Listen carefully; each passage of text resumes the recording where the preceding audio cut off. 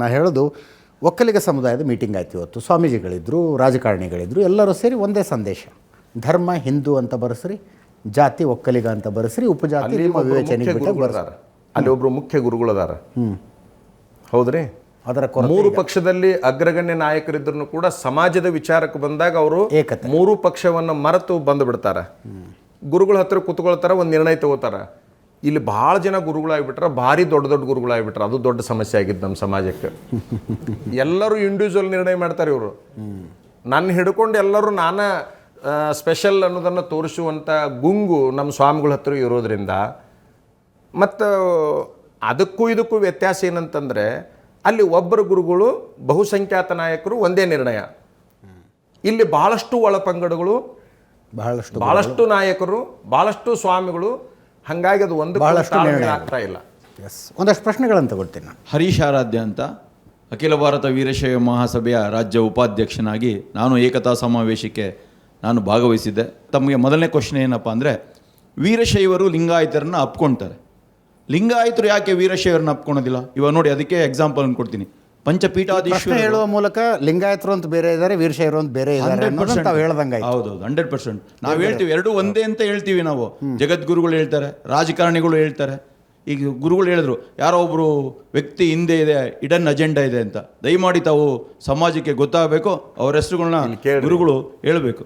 ಇವರು ಅವ್ರನ್ನ ಅಪ್ಕೊಂತಾರ, ಇವ್ರನ್ನ ಅಪ್ಕೊಳ್ಳೋದಿಲ್ಲ ಅಂತ ಒಂದು ಮಾತು ಹೇಳಿದ್ರಲ್ಲಿ ನೀವು, ಅದು ತಪ್ಪು. ಯಾಕಂತಂದ್ರೆ ನಿನ್ನೆ ಹುಬ್ಬಳ್ಳಿ ಒಳಗೆ ಒಂದಿಬ್ಬರು ಬಂದಿದ್ದರು. ನಾವು ಲಿಂಗಾಯತರು ವೀರಶೈವದ ಕಡೆಗೆ ಹೋಗಬಾರ್ದು ಅಂತ ಒಂದು ಘೋಷಣೆ ಆಗಿತ್ತಲ್ಲ, ಅವರು ಇನ್ನೊಬ್ಬರು ವೀರಶೈವರು ಇಬ್ಬರು ಸೇರಿ ಬಿಲ್ಡರ್ ಅದಾರ. ಅವರು ಆ ಗ್ರೂಪ್ ಹೆಸರು ಹೇಳಲ್ಲ ನಾನು, ಬಿಲ್ಡರ್ ಅದಾರ. ಬಿಸ್ನೆಸ್ ಅಂದರೆ ನಾನು ಹೇಳ್ತಾ ಇರೋದು, ನಮ್ಮ ಸಮಾಜ ಲಿಂಗಾಯತ ಸಮಾಜ ಒಬ್ಬ ಮನುಷ್ಯ, ನಮ್ಮ ಸಮಾಜ ವೀರಶೈವ ಸಮಾಜ ಅಂತೇಳಿ ಹೇಳ್ಕೊಳ್ತಕ್ಕಂಥವ್ರು ಇಬ್ಬರು ಸೇರಿ ಬಿಸ್ನೆಸ್ ಮಾಡ್ಯಾರ.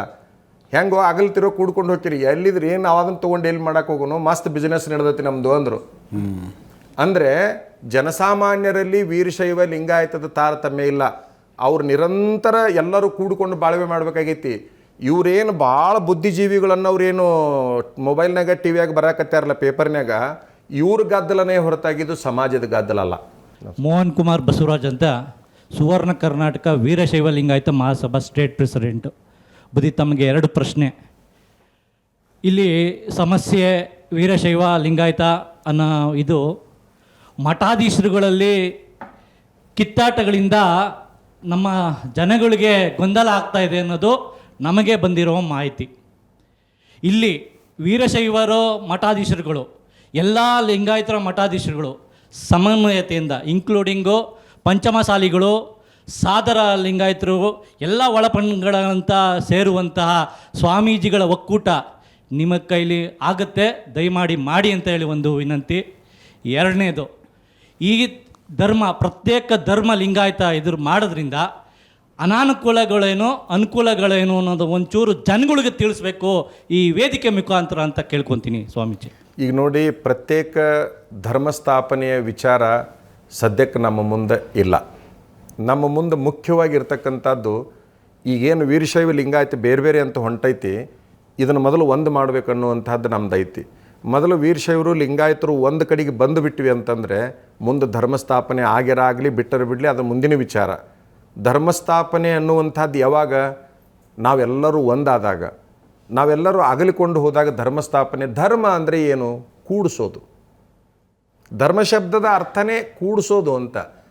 ಆದರೆ ಇಲ್ಲಿ ಏನಾಗಿದೆ ಹೇಳಿ ನೋಡೋಣ, ಧರ್ಮದ ಶಬ್ದದ ಆಧಾರದಲ್ಲಿ ಎಲ್ಲರನ್ನೂ ಅಗಲಿಸುವಂಥ ಪ್ರಕ್ರಿಯೆ ನಡೆದೈತಿ. ಈಗ ನೀವು ಹೇಳಿದ್ರಿ, ನೀವು ಕೂಡಿಸೋ ಕೆಲಸ ಮಾಡಬೇಕು ಅಂತ. ಈಗಾಗಲೇ ನಾವು ನಿನ್ನಿನ ಸಮಾವೇಶ ಮಾಡಿ ತೋರಿಸಿಬಿಟ್ಟಿದ್ದೀವಿ. ಹಿಂದೂ ಕೂಡ 17-18ನೇ ಇಸ್ವಿಯಲ್ಲಿ ಭಾಳ ದೊಡ್ಡ ದೊಡ್ಡ ಸಮಾವೇಶ ಮಾಡಿ ತೋರಿಸಿಬಿಟ್ಟಿದ್ದೀವಿ. ಆಶ್ಚರ್ಯ ಅಂತಂದ್ರೆ, ಅಂತರಂಗದಲ್ಲಿ ಬಹುಸಂಖ್ಯಾತರನ್ನ ಬದಲಾವಣೆ ಮಾಡಿದ್ದೀವಿ ನಾವು. ಅವರು ಬಹಿರಂಗಕ್ಕೆ ಬರಾಕ ಮುಜುಗುರ ಪಟ್ಕೊಳಕತ್ತಾರೆ. ಹೆಂಗೆ ಮಾಡ್ಬೇಕು ಸ್ವಾಮೀಜಿ, ನೀವು ಹೇಳೋದು ಸರಿ ಇದೆ, ಮುಂದಿನ ನಿರ್ಮಾಣದಲ್ಲಿ ನಿಮ್ಮ ಕೂಡ ಬರ್ತೀವಿ, ಮೊನ್ನೆ ಅಲ್ಲಿ ಗುರ್ತಿಸ್ಕೊಂಡ್ಬಿಟ್ಟಿದ್ವಿ, ಆ ಕಾರಣಕ್ಕಾಗಿ ನಮಗಿಲ್ಲಿ ಬರೋಕ್ಕೆ ಸಮಸ್ಯೆ ಆಗಿದೆ. ಎಷ್ಟೋ ಮಂದಿ ಸ್ವಾಮಿಗಳು ಅಲ್ಲಿದ್ದವ್ರು ಈ ಕಡೆ ಬಂದುಬಿಟ್ಟಾರ. ತಾವು ನೋಡ್ಬೋದು, ಮೀಟಿಂಗ್ನಾಗ, ಧಾರವಾಡದ ಮೀಟಿಂಗಿನ ವಿಡಿಯೋ ತೆಗೆದು ನೋಡ್ರಿ, ಅಲ್ಲಿದ್ದವರೆಲ್ಲ ಬಂದುಬಿಟ್ರು. ಇನ್ನೂ ಕೆಲವು ಜನ ಅಲ್ಲಿಗೆ ಸಾಕಷ್ಟು ಬರಲಿಕ್ಕೆ ಮನಸ್ಸೈತೆ ಅವರಿಗೆ, ಇವ್ರು ಏನಾದ್ರು ತಿಳ್ಕೊಂಡಾರ ಅನ್ನುವಂಥ ಮುಜುಗುರಕ್ಕೊಳಗಾಗಿ ಬರ್ತಾ ಇಲ್ಲ.